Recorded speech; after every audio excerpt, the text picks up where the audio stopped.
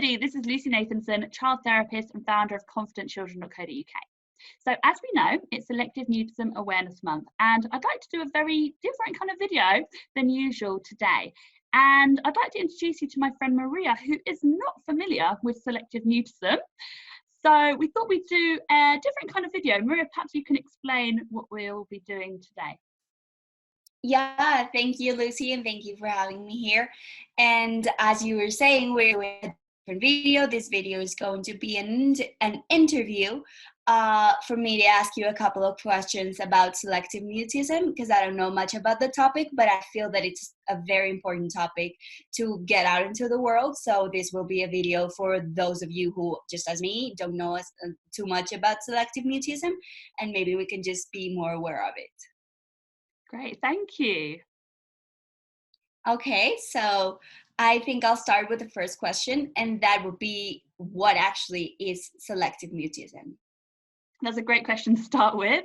So selective mutism is an anxiety disorder, and children who have a diagnosis of selective mutism or have selective mutism can talk freely in some situations. So most commonly they can talk freely at home with parents and siblings, but they're unable to talk in some situations, in certain places, or with certain people. So commonly children are unable to talk at school, or unable to talk, some children unable to talk with extended family, or maybe in public, despite being able to talk freely in other situations. Okay. So what you just said, that they are unable to talk, just makes me think about what is going on in their minds so that they feel that they are safer not speaking. Like, what is it that gives them that anxiety? Great, thank you for that question. So what it is that they experience this anxiety around, it's been compared to a phobia of talking. So just as if, I don't know if you have a phobia, Maria, or if people who are watching this might experience fear about something. And when we're faced with our fear, that stimulus, we have this automatic response. Quite often our heart rate will increase, we might start sweating, and we have this these fight or flight symptoms. And children with selective mutism experience these fight, flight, freeze symptoms when they're in a situation where there's an expectation for them to talk. So if they're in a situation where they're expected to talk, they actually experience these fight or flight freeze symptoms, and their throat muscles actually tense up and they're unable to talk. And quite often children will say that they feel like their throat feels blocked in these situations. And I like to compare it to extreme stage fright. So for example, if you're on a stage and you're expected to sing a song or do a talk, for some people that would elicit a real fear response in them, and that they'll be unable to talk in that situation. Yet children with selective mutism experience this response in situations in everyday life. And that, coupled with getting the identity of being the person who doesn't talk. So quite often, because they don't talk at school for an extended period, people will say, she doesn't talk at school, or he doesn't talk at school, or he can't talk sometimes even. And they get this identity, and it's almost like this identity chains them, and it feels impossible for them to just start talking one day. It's almost like it's hard for them to break out of that label that they have been given. Okay, wow, that is very, very, very deep.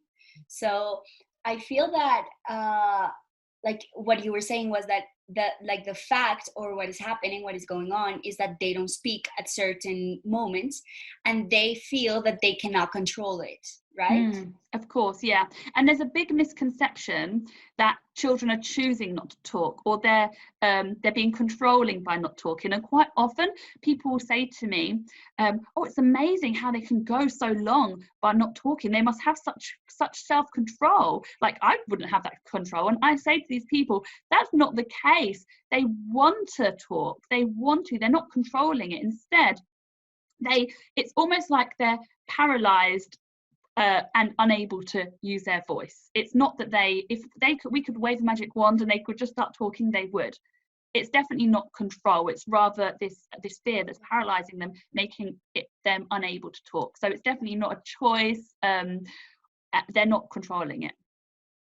Wow, that's amazing. So thinking about that, what is it, or what are the usual words that people come up to you with? Because like selective mutism wasn't a term that was in my head before, before I met you. So how can we be more aware in situations where children are not speaking, and like what are those things that we can see and the words that we associate with that, so that we can start to think if it is actually selective mutism or not? Yeah, that's a really interesting point. Majority of the time, parents, when they find me or when they start to, they don't Google selective mutism, because most people like you have never heard of it. So what happens is parents will firstly, quite often, and this is just like a common situation, of course every situation is different, parents will firstly realize that their child is not talking in some situations, and at the beginning quite often parents will just think their child's being shy, because child's not talking, they'll think my child is shy, and they often, and it won't really be too alarming in the initial stages. It's usually it becomes a bit of a surprise when the child starts school, and after a long period the school say to the parents, your child hasn't spoken. And the parents like, what? Like, my child hasn't spoken? And they're like, yeah, they have never spoken. And it's usually a massive surprise for parents, because they know how loud their child is at home. Their child isn't a shy child. However, it's almost like the description that the school are giving, or the kindergarten or the nursery are giving the parent, is of a different child to the child that they know. And it's a real surprise. And in some situations, teachers will know the term selective mutism, and they'll say to the parent, I think this child might have selective mutism. Or parents will Google, my child doesn't talk, and then they'll find hopefully some of my videos where I talk about selective mutism, or they'll find other resources online, and then they'll reach out. And in other situations, parents have known for a long time their child has selective mutism, and maybe they've been having some intervention or not at school, and their child is getting older, and the parents contact me and they say, my child's had selective mutism for years and they haven't made any progress. They haven't been able to talk at school for a long time, and the school don't know what to do to help them. Or the school have been trying, but it's unfortunately hasn't been working. So then they reach out to me to get support. Wow. So different situations. Yeah. So what would you call it a long time? Because what you were saying is that the school finds out that they don't speak, and they tell the parents, like, your child is not speaking, and they feel that it's a different child. But like, usually how long does that take? Or is it like absolutely different for each case? Or like, yeah. I'm asking this so that we can just find that in an earlier stage, and just not let the child suffer for so long. And yeah, basically that. Yeah, great, thank you. So for a child to be diagnosed with selective mutism, they should be non-verbal in that new environment for 1 month plus. So really, we can wait for 1 month, because there is something called a silent period, whereby it's quite normal for a child, if they go to a new school, to be a bit quiet at the start and to warm up to that environment. So if we wait for 1 month, that's like a safe amount of time to wait. And if the child's not talking longer than a month, then we have to start taking action and start to support the child. However, that's what normally happens is, which is really surprising, parents contact me and they say, my child was at the school for even a year and no one told me that they're not talking.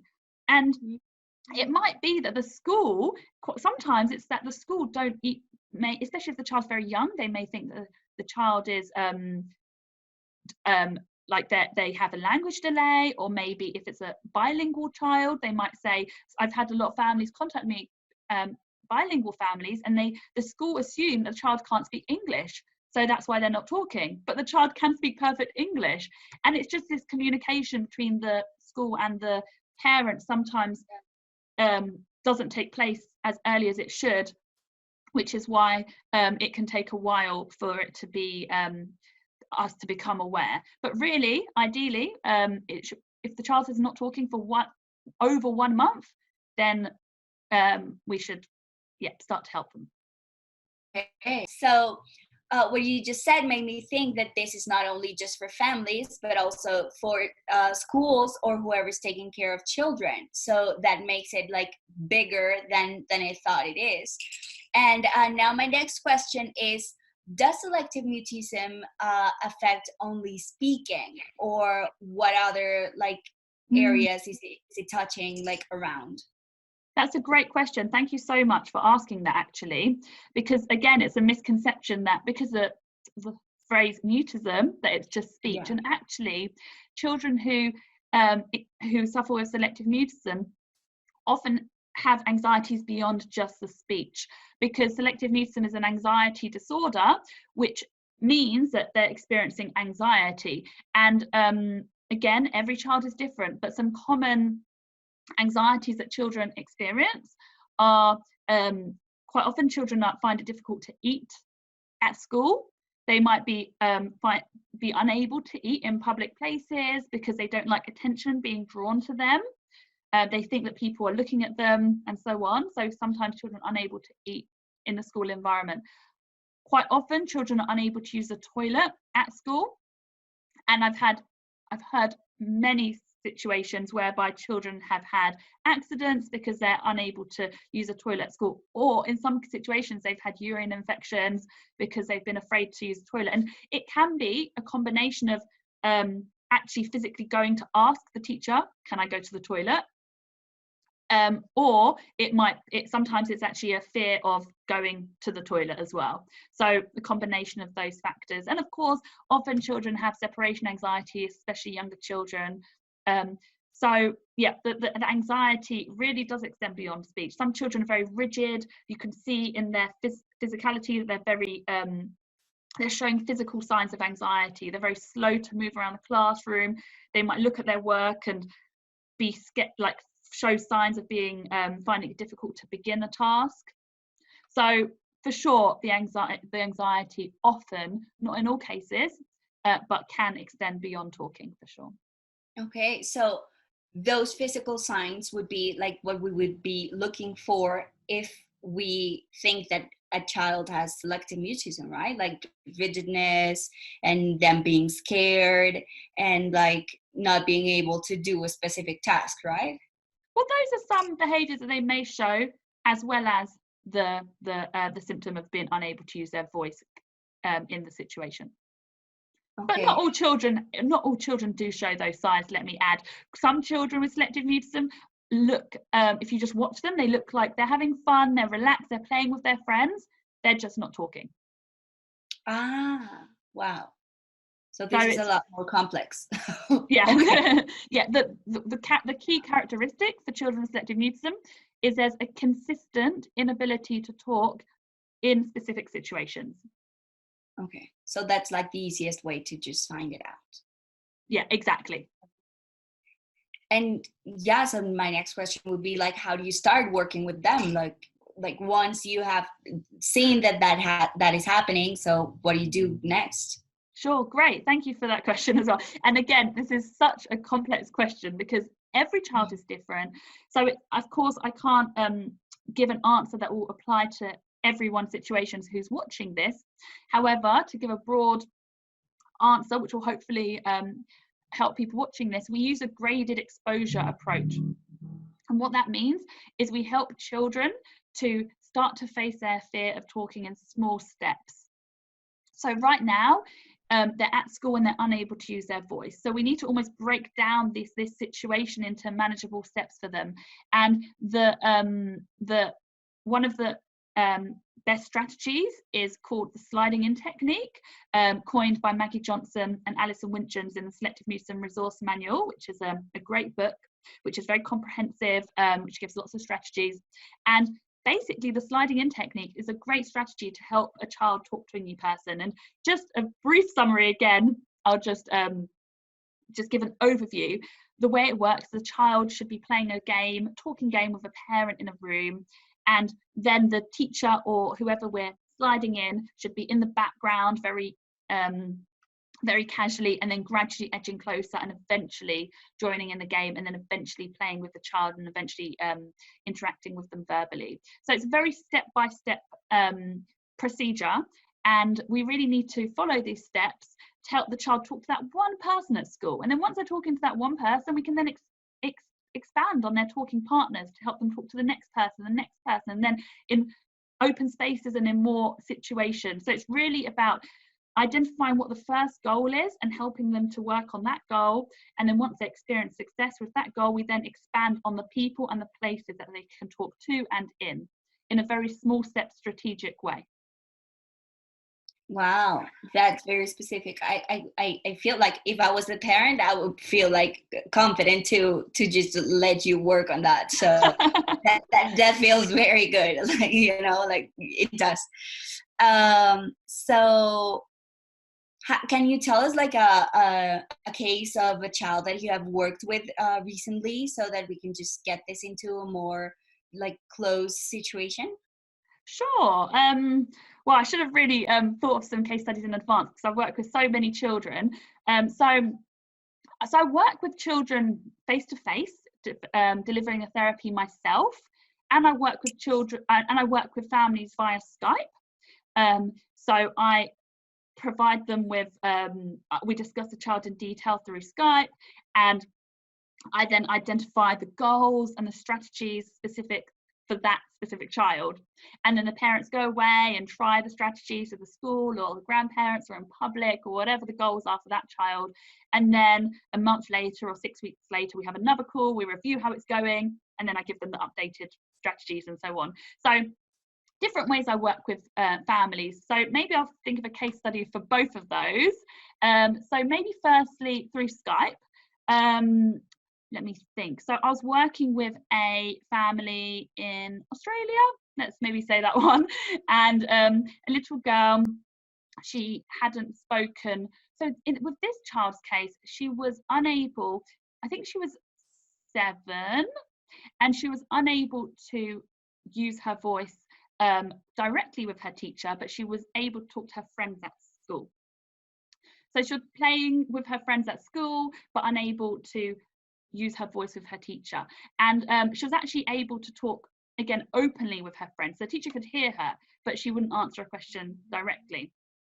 So again, we work out what are the goals. In this child's case, she's able to use her voice, which is great, in front of, because some children are very hypervigilant. They're very aware of who can hear them in any given moment, and they'll only be able to use their voice when they feel like they're in private, or they'll whisper to their friends. So they would have a different goal than this child, for example. And this child, she was able to talk openly. So we really had to work on her speaking directly to her teacher. So again, we set up these sessions, so identifying what her interests are and how we can set this up in a specific way for the teacher to then gradually edge in and then eventually interact with her. And it took a while, surprisingly, because again, she was at a step where she was able to use her voice in front of people, but not to. But with lots of different strategies, she ended up answering her teacher in that private space, and then eventually I was giving the teacher strategies on how to prompt the speech during a school day, but again in a very specific way. So yeah, it was a process, but we got there, and now she's able to use her voice with her teacher at school. So that's again something that's when working with a family via Skype. And in person, let me think of which child to talk about.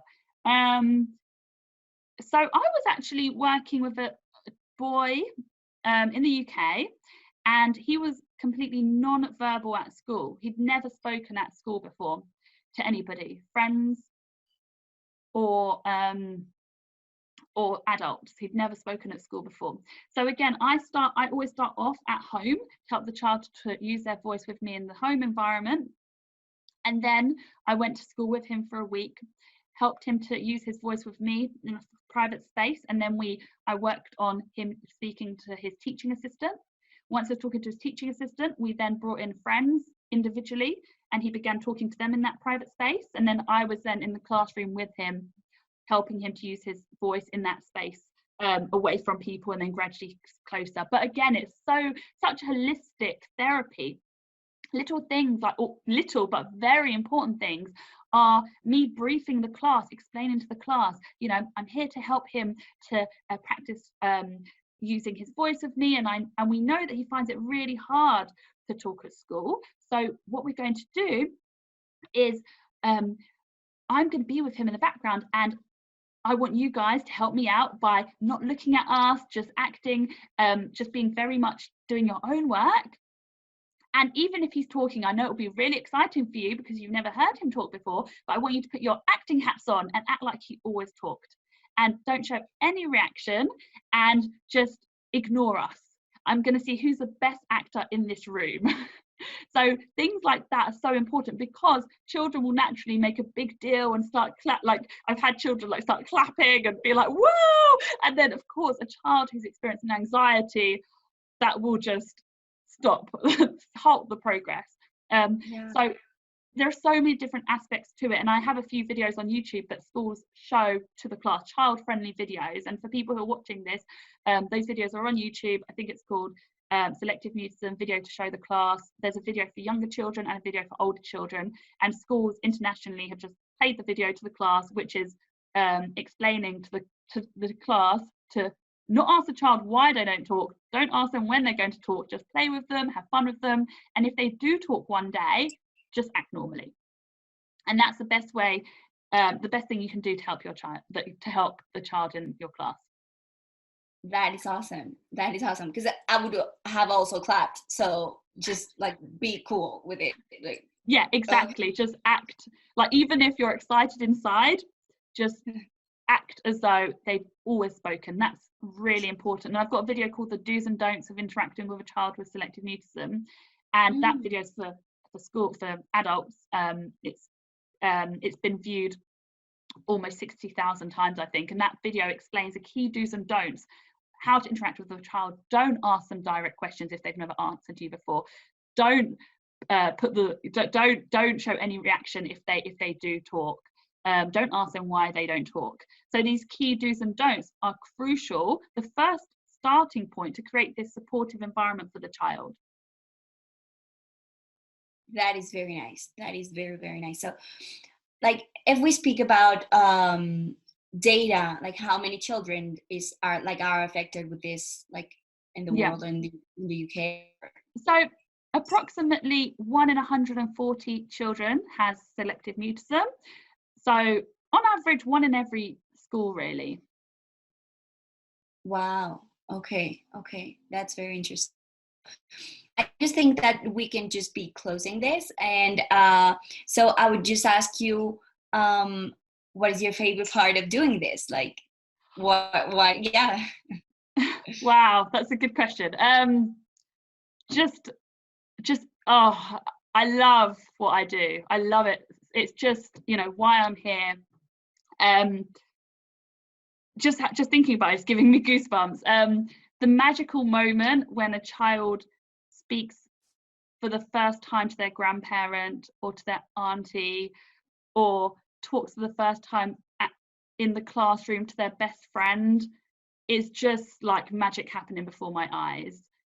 And it's just, every single time I experience this, it's just magic.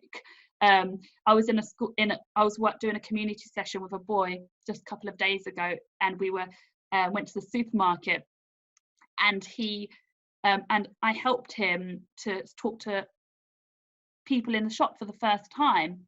And I always tell parents before I start working with the child, I say I need to be really honest and say that I can't guarantee how your child will respond. We don't know how they'll respond. We're going to meet them where they're at and work with that.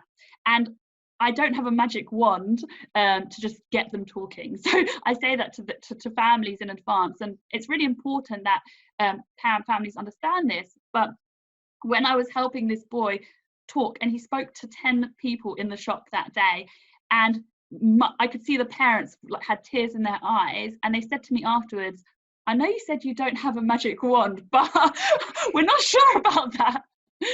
So these kind of moments are just priceless, just incredible. Yeah, I just love it. And also I love talking to parents, and just when I meet a family for the first time, even if it's through Skype, quite often they feel in despair.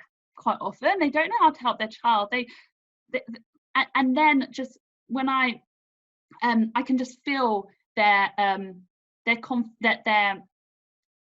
I can feel that it's having an impact what I'm doing, and I can feel that I'm actually making a difference, and that's just you know, I wouldn't want to do anything else.